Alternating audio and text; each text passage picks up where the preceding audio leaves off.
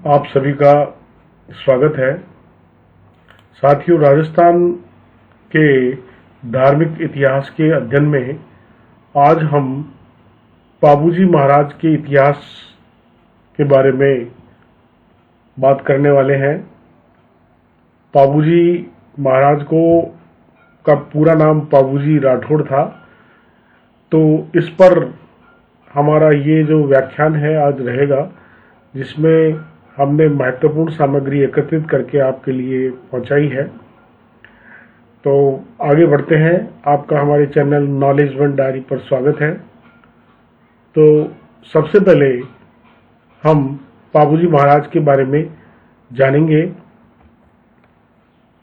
ये जो आप जो चित्र देख रहे हैं, ये लोक देवता पाबूजी महाराज का चित्र है।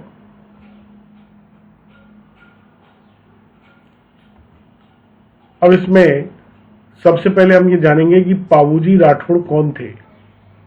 इसका उत्तर है कि पाबूजी राठौड़ राजस्थान के लोक देवता हैं, जिन्हें ऊंटों का देवता भी कहा जाता है। इन परीक्षा में अगर आपसे पूछा जाता है तो ऊंटों का देवता पाबूजी राठौड़ को कहा जाता है। यहाँ तक कि ऊंटों के बीमार होने पर इनकी पूजा और भक्ति की जाती है। इन्हें लक्ष्मण का अवतार माना जाता है। ये राठौड़ों के मूल पुरुष राव सिंहा के वंशज थे। इनके पिता का नाम धांधल जी और माता का नाम कमला दे था।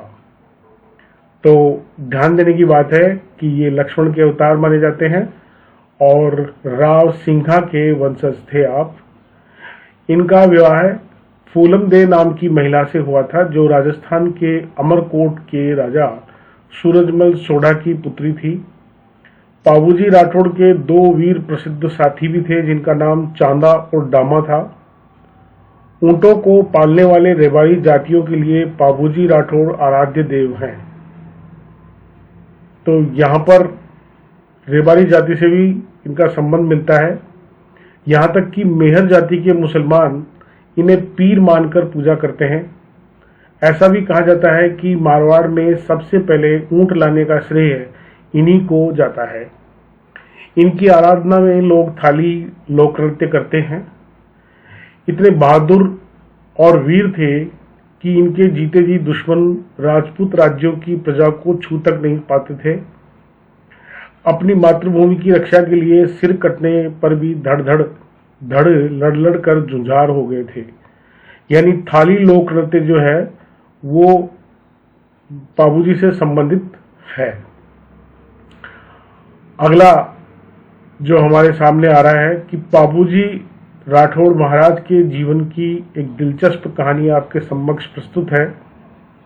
कहा जाता है कि पाबूजी राठौड़ ने अपनी शादी में 7 फेरे में से आधे फेरे धरती पर लिए और आधे फेरे स्वर्ग में लिए।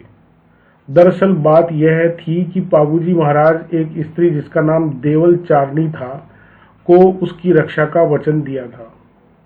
एक बार जब उस स्त्री की गायों को कोई व्यक्ति चुरा कर ले जाने लगा, तब उस व्यक्ति ने पाबूजी महाराज को मदद के लिए पुकार दिया।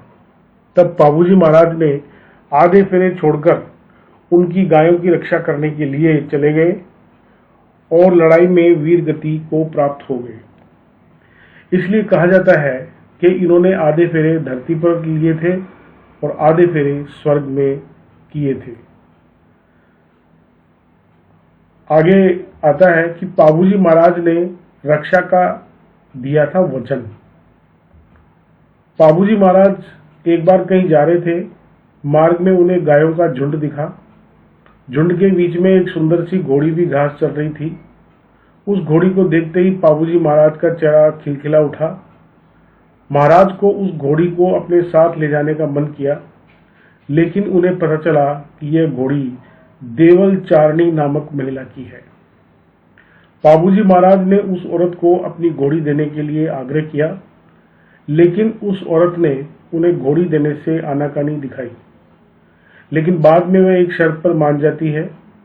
पाबूजी महाराज को वह कहती है कि मैं आपको यह घोड़ी दे दूंगी, लेकिन कभी भी मुझ पर या मेरी गायों पर संकट पड़ेगा तो आपको मदद के लिए आना पड़ेगा।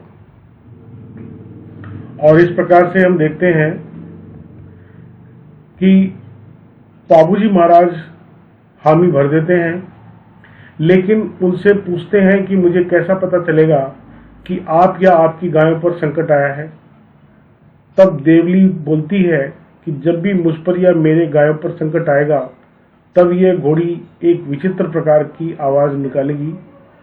उस आवाज से आप समझ जाइएगा कि मुझ पर या मेरे पशुधन पर संकट आया है और उस वक्त हमारी मदद के लिए आपको आना पड़ेगा।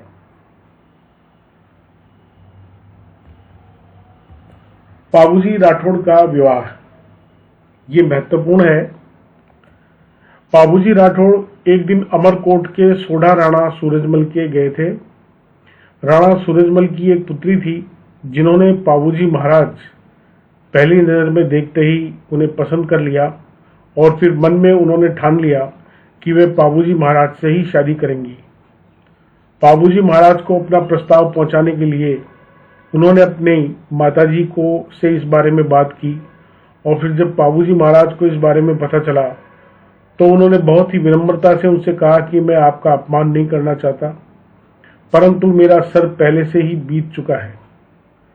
मैंने पहले ही किसी व्यक्ति को वचन दे दिया है कि संकट में उसकी रक्षा करूंगा और उसकी रक्षा के लिए मैं अपनी जान की भी परवाह नहीं करूंगा।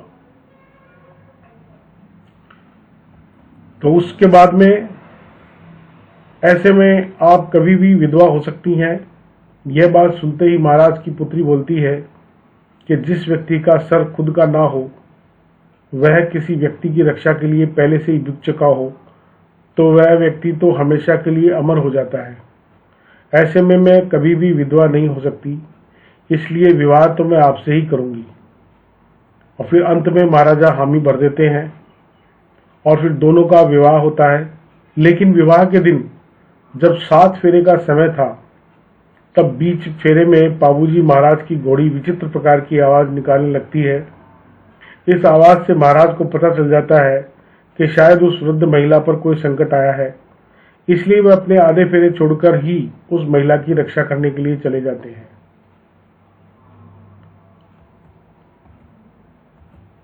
वहां पर उन्हें दुश्मन के साथ युद्ध करना पड़ता है और वे वीर गति को प्राप्त हो जाते हैं, लेकिन उन्होंने सभी गायों को मुक्त करवा दिया था। राजकुमारी को जब इसके बारे में पता चलता है तब वह हाथ में नारियल लेकर अग्नि को साक्षी मानते हुए बाकी के फेरे लेती है और फिर अंत में वह भी स्वर्ग चली जाती है। इस घटना के बाद आज भी राजस्थान के लोगों में यह मान्यता है कि यदि कभी पशुओं पर संकट आता है तो पाबूजी महाराज का नाम लेते ही आज भी पशुओं की रक्षा करने के लिए पाबूजी महाराज पधार जाते हैं। पाबूजी राठौड़ महाराज का मेला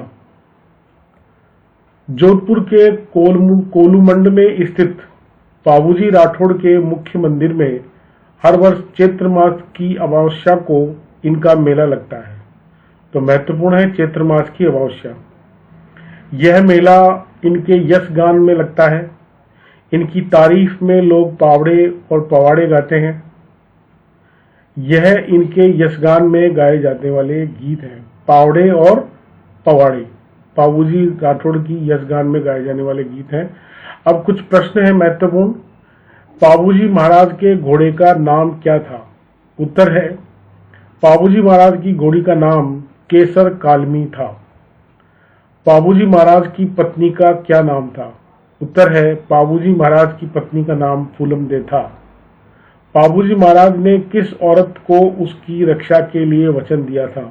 उत्तर है पाबूजी महाराज ने देवल चारणी नाम की औरत को अपनी घोड़ी देने के बदले में उसकी रक्षा का वचन दिया था। और उसके बाद में सबसे छोटी फड़ कौन सी है? सबसे छोटी फड़ देवनारायण की है। पाबूजी के पिता का नाम क्या है? पाबूजी के पिता का नाम धांधल जी था। तो साथियों, आगे हम इसी प्रकार से कुछ संक्षिप्त में इनके बारे में जानेंगे कि पाबूजी राठौड़ का उपनाम था कि ये प्लेग रक्षक लोक देवता, सर्रा रोग रक्षक लोक देवता, ऊंटों के लोक देवता, राड़ फाड़ के लोक देवता के नाम से प्रसिद्ध है। इनका जन्म 1239 ईस्वी में कोलूमंड, जो जोधपुर में स्थित है, उस जगह हुआ था। इनकी माता का नाम कमला देवी था, पिता का नाम धांधल देव राठौड़ था। इनके गुरु समर्थ भारती और गोरखनाथ जी थे। इनकी पत्नी फूलन दे, सुप्यार दे, अमरकोट सूरजमल सोडा की पुत्री थी। इनके भाई बूढ़ो जी थे और इन्हें लक्ष्मण जी का अवतार माना जाता है। इनके भतीजे का नाम रूपनाथ झरड़ा या बालकनाथ भी है। इनकी दो बहनें हैं, पेमादे और सोलंदे। कुछ और संक्षिप्त जानकारियां, इनके भक्त एवं सहयोगी हुए हैं सावंत जी, डेमा जी, हरमल जी, चांदो जी और सल जी। ये इनके भक्त भी हुए हैं और सहयोगी भी थे। मोड़ोत नैणसी और आसिया मोड़ जी के अनुसार पाबूजी का जन्म जूना गांव बीकानेर में एक अप्सरा से हुआ था। ऊंट बीमार होने पर पाबूजी की पूजा की जाती है। इनकी घोड़ी का नाम केसर कालमी था। देवल चारणी की गायों की रक्षा हेतु अपने विवाह के फेरों के बीच में से जाकर अपने बहनोई जिंदराव खींची से युद्ध में लड़ते हुए देचू नामक स्थान पर वीर गति को प्राप्त हो गए, जो जोधपुर में है। पाबूजी ने 4 ही फेरे लिए थे। इनके भतीजे रूपनाथ ने जिंदराव खींची को मारकर पाबूजी की हत्या का बदला लिया था। पाबूजी का जो मंदिर है वो कोलूमंड जोधपुर में है और वहां पर जो प्रतिमा है वह अश्वारोही प्रतिमा और बाईं ओर झुकी हुई पाग है और इनका मेला चैत्र अमावस्या को भरता है। पाबूजी की जो फड़ है उसको भोपा द्वारा उसका वाचन किया जाता है और उस समय जो वाद्य यंत्र बजाया जाता है उसका नाम है रावण हत्था। रावण हत्था वाद्य यंत्र जो है वो पाबूजी की फड़ के समय बजाया जाता है। Thanks for your time. आपने पाबूजी के बारे में संपूर्ण जानकारी प्राप्त की है। हम इसी प्रकार से अगले हमारे वीडियो में एक और लोक देवता को लेकर आपके सामने आएंगे। तब तक आप हमारे चैनल नॉलेज भंडारी पर हमारे और वीडियोस को देखते रहें। Thank you very much.